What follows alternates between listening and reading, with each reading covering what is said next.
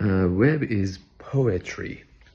That's what it is. You know, you don't have to make an allegiance to being a coder or a designer and creating a separation between the two.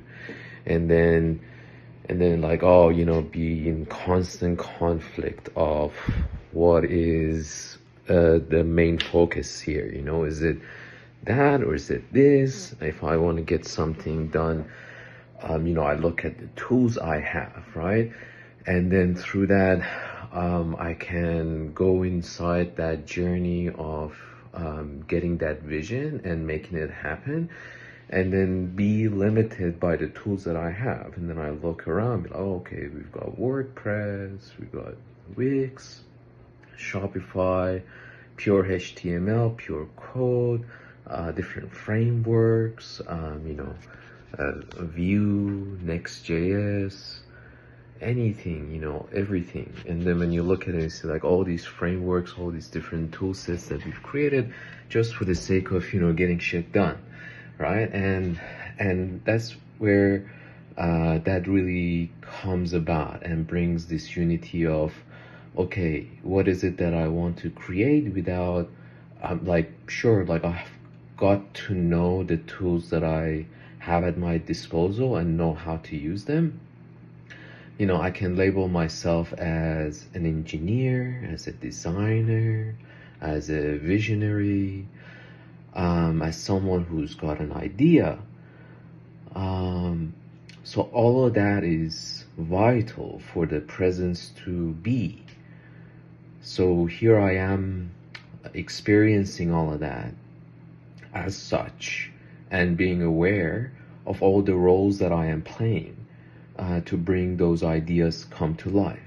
And you know, as I say these things and as I also reflect, I realize how internal that is through my own personal life, as much as then that becomes a real extension into my professional life, into all my creative stuff, all my projects, everything that comes out. And I see then that's really me.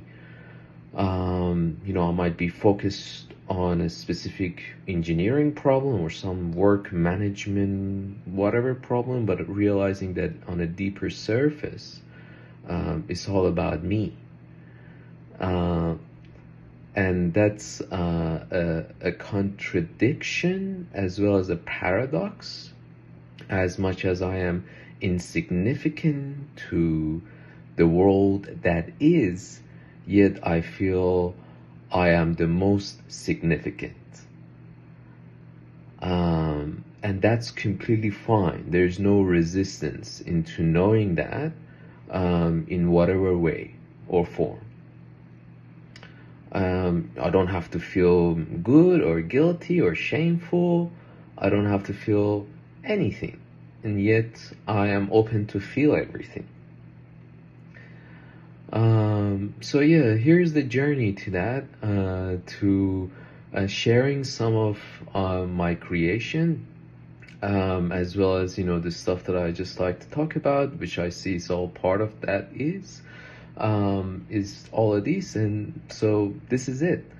Welcome to the journey of self-discovery. Yeah. Okay, so how does an idea start?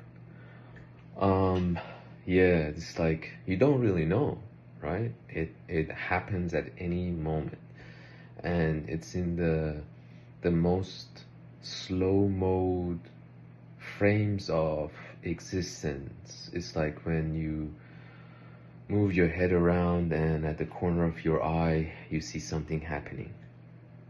And at the most unexpected times, things align in a way that, you know, that thought is then generated.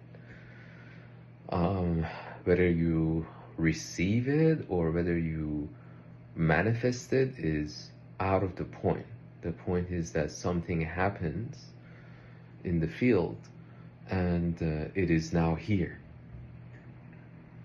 And once it's here, it can be seeded and it can be taken care of, and it can be grown without necessarily a purpose, even though I might plant certain seeds and have specific visions and goals for them. They might, not come to fruition. Some might. Regardless of what happens, though, I love doing all of that. You can simply put 10,000 failed projects, or 10,000 failed versions of the self, of me, doing other things in life, including these digital failed projects or physical ones or whatever.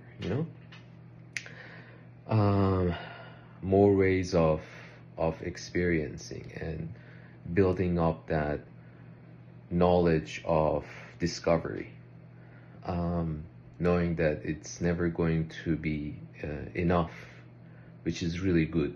It keeps you curious and motivated to know that there's always more that's gonna come, and you're never ever going to get bored, because things constantly change, and that's the only constant. So this is going to be great.